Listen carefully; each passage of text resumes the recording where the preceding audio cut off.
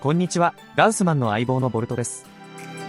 このチャンネルでは、日本国内の観光名所をできるだけ効率よく巡るためのルートを紹介しています。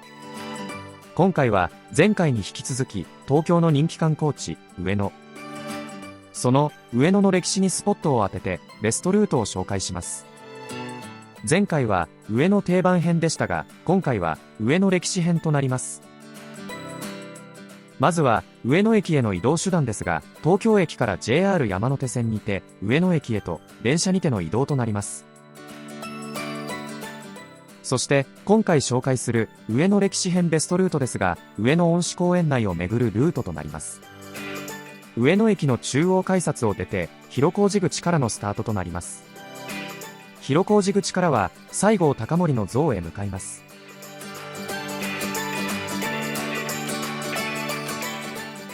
そして、西郷隆盛の像から清水観音堂へと向かい、清水観音堂から時忘れ寺の塔へと向かいます。その後、時忘れ寺の塔から五条天神社へと向かい、五条天神社から上野大仏へと向かいます。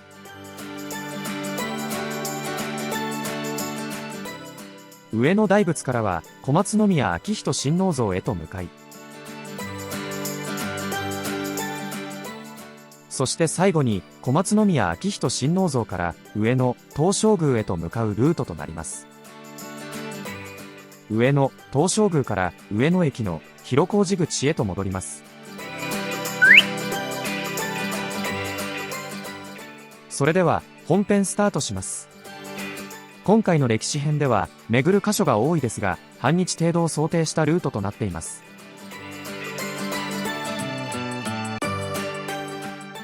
上野駅広小路口近くにある上野駅の歌碑。昭和の時代の集団就職の様子を歌った流行歌の石踏みですが、上野にぴったりな石踏みで面白いです。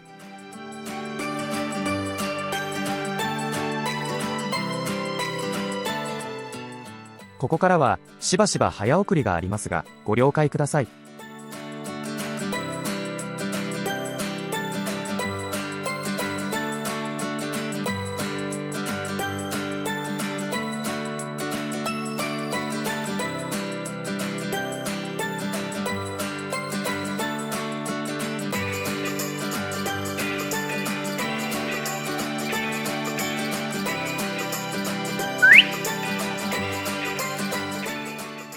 上野恩賜公園に到着しました。この階段から公園に入ります。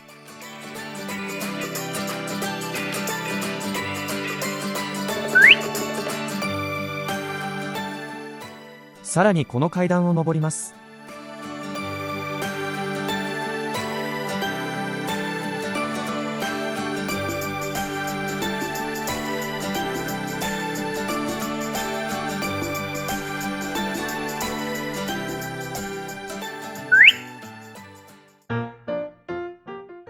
西郷隆盛の像に到着しました。満開の桜が咲き誇る上野恩賜公園、山王台広場に立つ西郷隆盛像。死後21年が経過した1898年12月18日に除幕式を行い公表されたものです。公園のシンボル的存在として愛犬、ツンと共に上野を見渡しています。制作から100年を超える今も多くの人々に愛されています。続いて、清水観音堂に向かいます。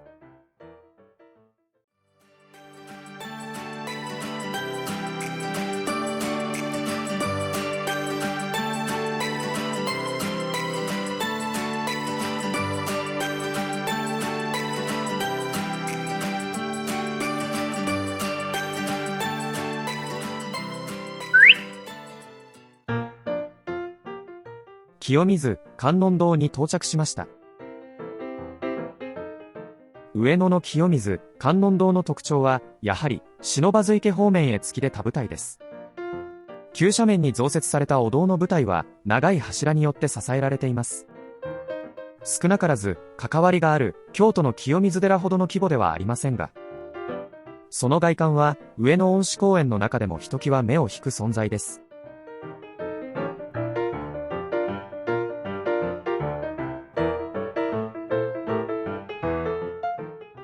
月出多舞台から見えるのは主に、不忍池と弁天堂、そして上野の高層ビルです。上野恩賜公園から伸びる弁天堂への道を歩く人々や、池にあるスワンボートなどが小さく見えます。そして見過ごしてはいけないのが月の松です。月出多舞台の手前にあるドーナツのような円を描く月の松は、不忍池を除く虫眼鏡のような姿となっています。この月の松は清水観音堂とセットの見どころとなっています。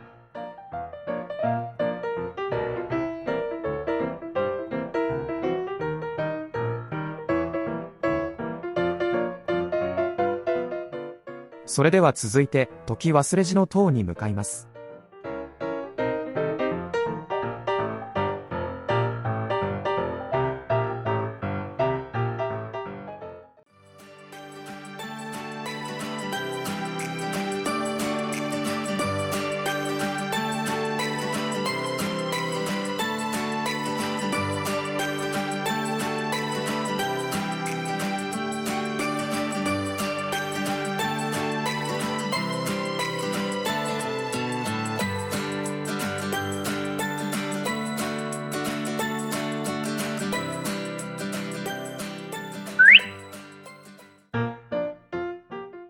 時忘れ寺の塔に到着しました。2005年に故林家三平の夫人、海老名佳代子さんと有志によって建立されました。東京大空襲の犠牲者を悼む慰霊碑で同じ悲劇が起こらないよう願いを込めて、東京大空襲で亡くなったご家族がモチーフになっている平和記念星像、時計塔です。また、毎年3月9日には平和の尊さを語り継ぐ記念式典が行われているそうです。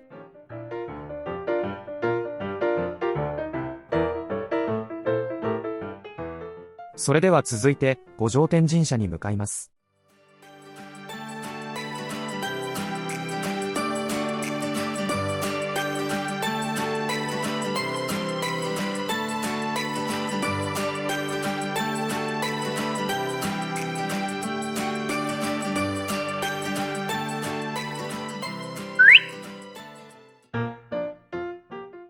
こちらの鳥居を通って五条天神社に向かいます。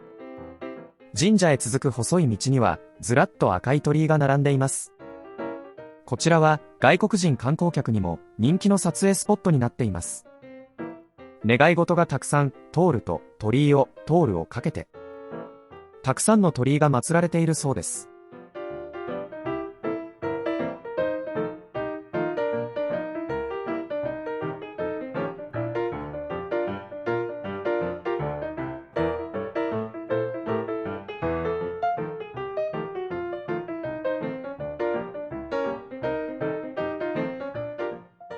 そして五条天神社の隣に鎮座しているのが花園稲荷神社です。花園稲荷神社のご利益で有名なのは縁結びだそうです。縁結びや金運アップ、昇段、就職などの願掛けにいただく白羽の矢が有名です。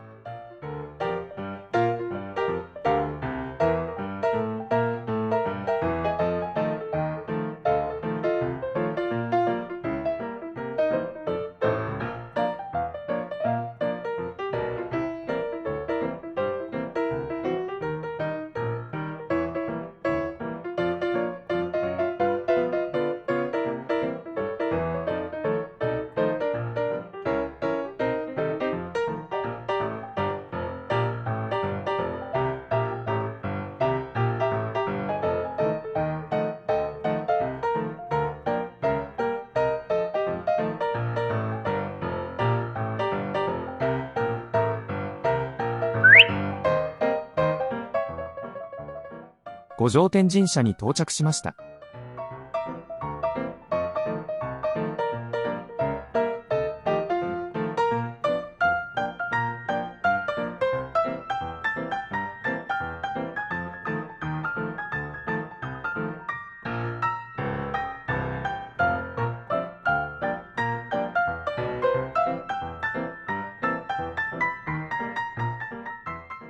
そして五条天神社ですが、医薬祖神を主神とし、愛殿には菅原道真公も祀られているそうです。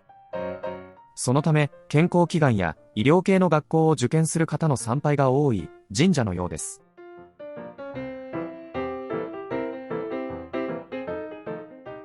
それでは続いて上野大仏に向かいます。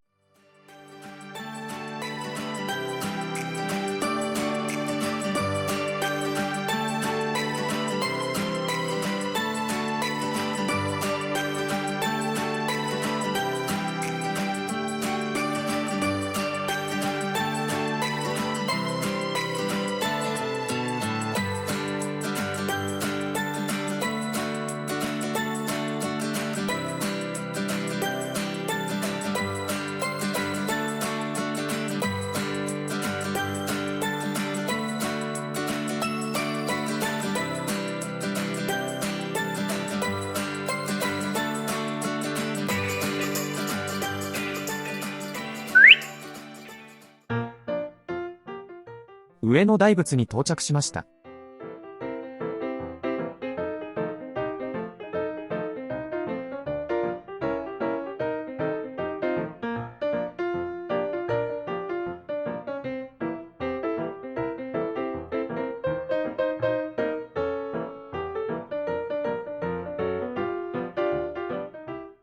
この大仏は1631年に越後村上藩主が戦死者慰霊のため釈迦如来坐像として建立したそうです。その後、度重なる地震や火災により被害を受け、頭部以外をなくした大仏は顔面部分のみがレリーフとして大仏山という丘の上に安置されたそうです。巨大な顔だけの上野の大仏はこれ以上落ちないと合格祈願で人気だそうです。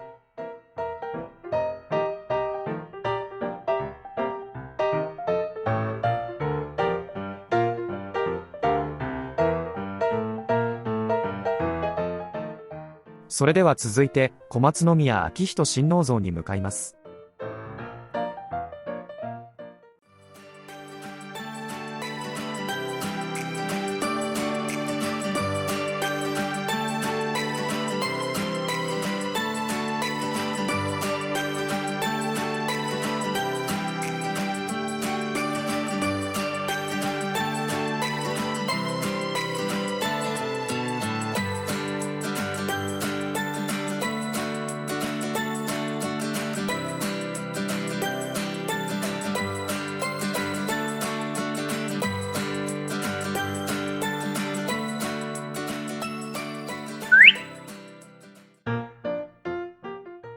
小松宮昭仁親王像に到着しました。この銅像は1912年2月に建てられたそうです。明治維新の功労者の一人で、軍人として戊辰戦争から西南戦争、そして日清戦争に至るまで数々の戦争に赴いたそうです。その後、日本赤十字社の総裁を務めるなど、日本に大きな貢献をなされた方だそうです。近くには西郷隆盛像がありますが、西南戦争時は敵対した立場だったわけで、双方の銅像があるのはいかにも日本らしいケースですね。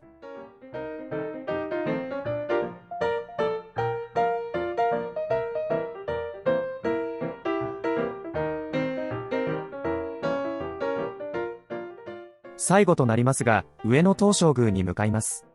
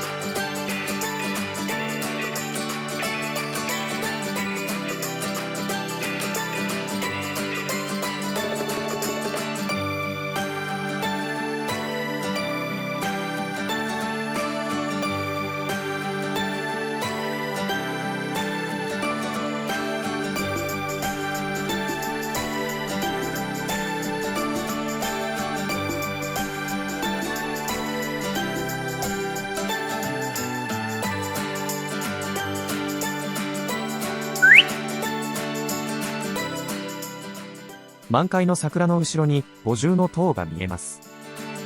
五重塔自体は上野動物園の東園にあります。入園の際にはぜひ近くで見てください。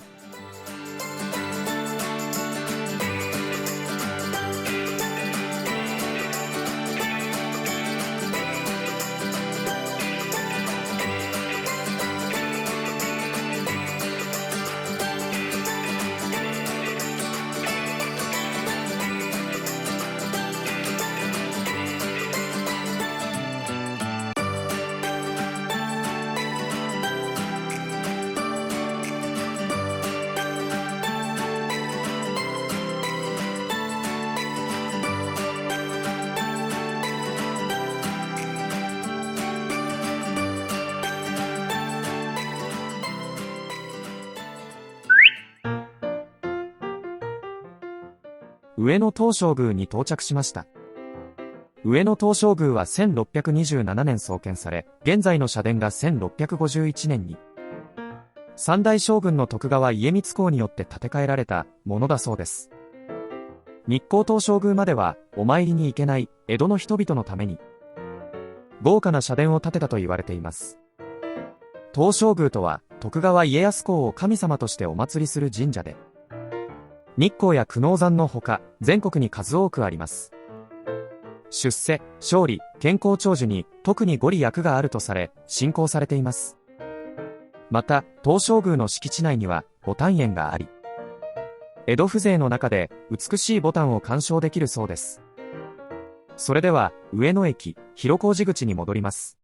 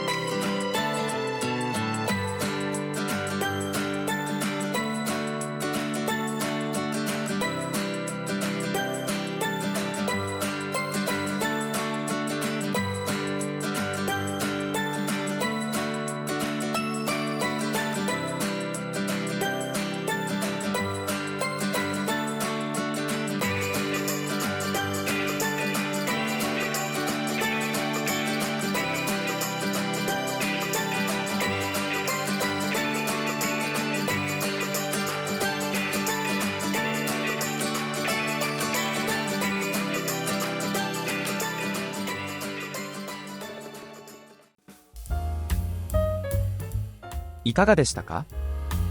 今回は上野歴史編を紹介しました。次回は上野美術博物館編を紹介します。続けて見てもらえると幸いです。よろしくお願いします。気に入っていただけたならチャンネル登録のご支援をお願いします。